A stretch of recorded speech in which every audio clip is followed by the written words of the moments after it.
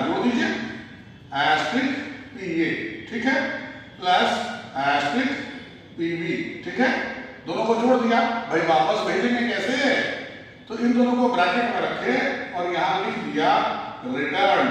अब ये रिटर्न हो जाएगा, सेमीकोलन लगाया, टर्मिनेट। यहां से हमने अपने ब्रेस को बंद कर दिया, आपका काम खत्म हो गया। आप देखो यहां हमने वेरिएबल का वैल्यू लिया, एड्रेस भेजा हमारे इस होल्डर में। दिस इज होल्डर, कैसा होल्डर, ये कैसा वेरिएबल है, पॉइंटर। और ये हम काम क्या कर रहे हैं, सम क्या है हमारे लिए, सम क्या है भाई, हमारे लिए सम एक फंक्शन है। तो फंक्शन विथ पॉइंटर का सुविधा यहां मिल गया। ये पॉइंटर से हमने वैल्यू फेच कर लिया, एस्ट्रिक पीए। कैसे हुआ तरह से एक बार समझ लें।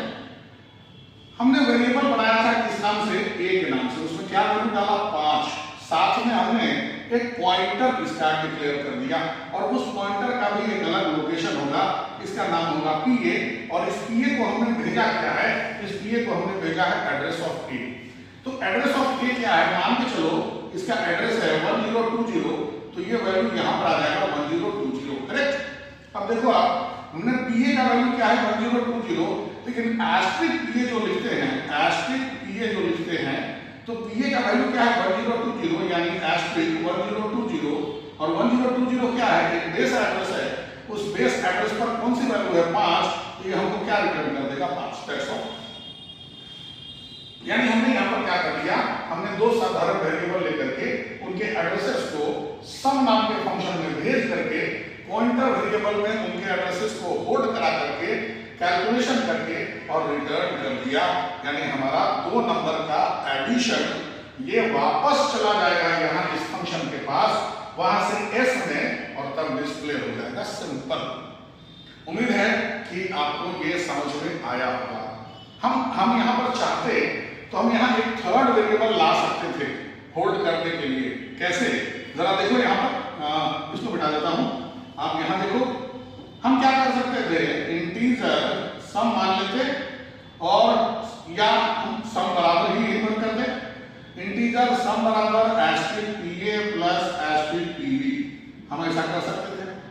कंफ्यूजन है, ये प्लस और एक एस्ट्रिक दो ऑपरेटर कैसे लगेगा, अरे भाई तो पैरेंथेसिस लगा दो और उसके बाद क्या करो, रिटर्न कर दो किसको, सम को।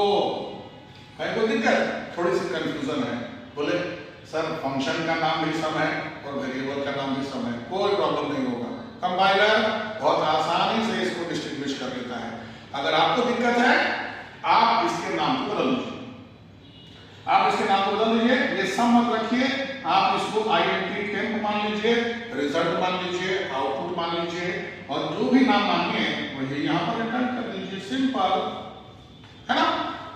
तो क्या लगता है आपको कि फंक्शन और पॉइंटर क्या दोनों का कॉम्बिनेशन हमारे लिए आसान लगा या नहीं लगा? ऐसे ऐसे बहुत सारे क्वेश्चंस आपको और आगे मिलते रहेंगे।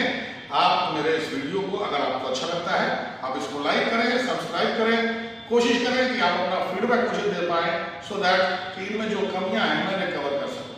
हाँ, एक और छोटी सी चीज, आप कंफ्यूज ना हो इसके लिए बता दूं कि यहाँ पर हमने प्री प्रोसेसर को भी लाना है।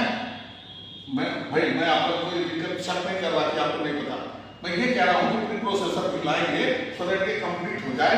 तो hash include stdio.h hash include conio.h, ये दोनों ही प्री प्रोसेसर हमको लाना होगा।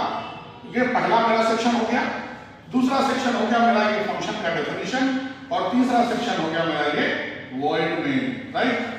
फर्स्ट, सेकंड, थर्ड इसी सीक्वेंस में हम बनाएंगे। आप इसको बना करके देखें, मुझे नहीं लगता कि आपको कहीं दिक्कत होगा, ठीक है ना। जो लोग VS कोड पे यूज कर रहे हैं उनको थोड़ा सा मिसमैच हो सकता है, तो आप अपने अकॉर्डिंगली ठीक कर लें। अदरवाइज टर्बो सी पर कहीं कोई समस्या नहीं, यू कैन गो इजीली, ठीक है ना। Okay friends, so for this आज के लिए बस इतना ही।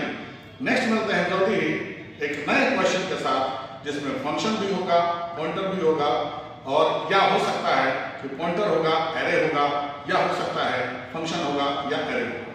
जैसा भी आपका रिक्वायरमेंट आएगा, डिमांड आएगा, मैं पूरा करूंगा। Thank you, bye bye, take care.